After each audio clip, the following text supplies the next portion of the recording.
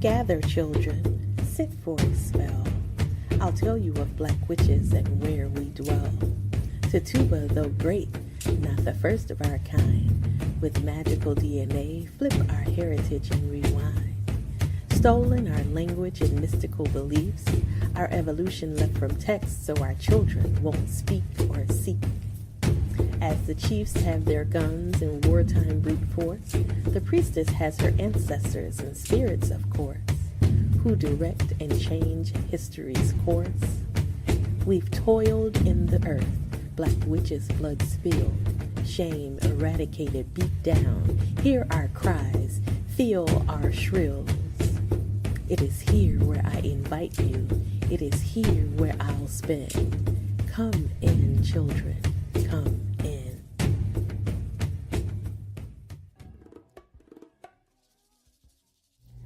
Greetings, everyone. This is Toni Maurice Milburn. I'm one of the co-founders of Black Witch University and the owner of Ebony Sage Apothecary. In honor of Black History Month, I would like to share with you a reading of an excerpt of my favorite book, which is Mules and Men by Zora Neale Hurston. I hope you enjoy it. I will be reading from page 234, and let's get started. We'll begin with a wealthy planter in Middle Georgia was very arrogant in his demeanor towards his Negro servants.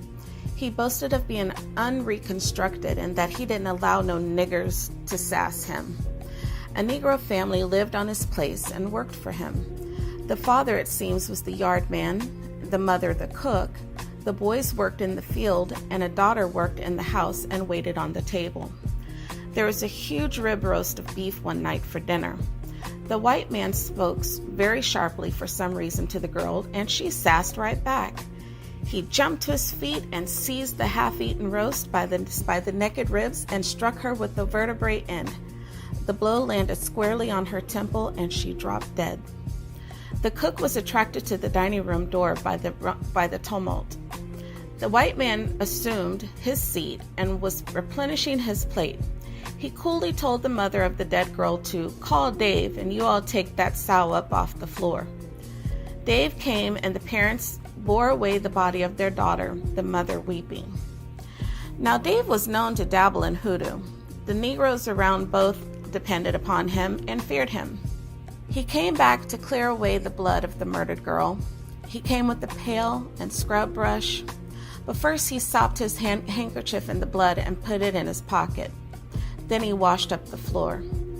That night, the Negro family moved away. They knew better than to expect any justice. They knew better than to make too much fuss about what had happened. But less than 2 weeks later, the planter looked out his front window one night and thought he saw Dave running across the lawn away from the house. He put up the window and called to demand what he was doing on his place, but the figure disappeared in the trees. He shut the window and went to his wife's room to tell her about it and found her in her room laughing in hysterics. She laughed for 3 days despite all the doctors did to quiet her.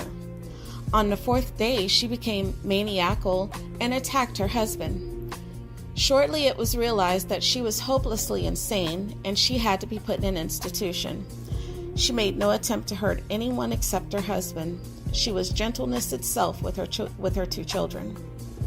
The plantation became intolerable to the planter, so he decided to move to more cheerful surroundings with his children. He had some friends in South Carolina, so he withdrew his large account at the bank and transferred it to South Carolina and set up a good home with the help of housekeeper. 2 years passed and he became more cheerful. Then one night, he heard steps outside his window and looked out. And he saw a man, a Negro. He was sure it was old Dave. The man ran away as before. He called and ran from the house in pursuit. He was determined to kill him if he caught him, for he began to fear ambush from the family of the girl he had murdered. He ran back to get his son, his gun, and the dogs to trail the Negro. As he burst into the front door, he was knocked down by the blow on the head, but was not unconscious. His 20-year-old son was raving and screaming above him with a poker in his hand. He struck blow after blow, his father dodging and covering himself as best as he could. The housekeeper rushed up and caught the poker from behind and saved the man on the floor. The boy was led away weeping by the woman, but renewed his attack upon his father later in the night. This kept up for more than a month before the devoted parent would consent to his confinement in an institution for the criminally insane. This was a crushing blow to the proud and wealthy explanter, who he once more gathered up his goods and moved away. But a year later, the visitation returned. He saw Dave. He was sure of it. This time, he locked himself in his room and asked the housekeeper through the door about his daughter. She reported the girl missing. He decided at once that his black enemies had carried off his daughter Abby. He made ready to pursue. He unlocked his door and stepped into the hall to put on his overcoat. But when he opened the closet door, his daughter pointed a gun in his face and pulled the trigger. The gun snapped. It happened to be unloaded. She had hidden in the closet to shoot him whenever he emerged from his room. Her disordered brain had overlooked the cartridges. So he moved to Baltimore. Out in a fashionable neighborhood, the nurse who came to look after his deranged daughter had become his mistress. He skulked about, fearful of every Negro man he saw, and no time must any Negro man come upon his premises. He kept guns loaded and handy, but hidden from his giggling, simpering daughter, Abby, who now and then attacked him with her fist. His love for his children was tremendous.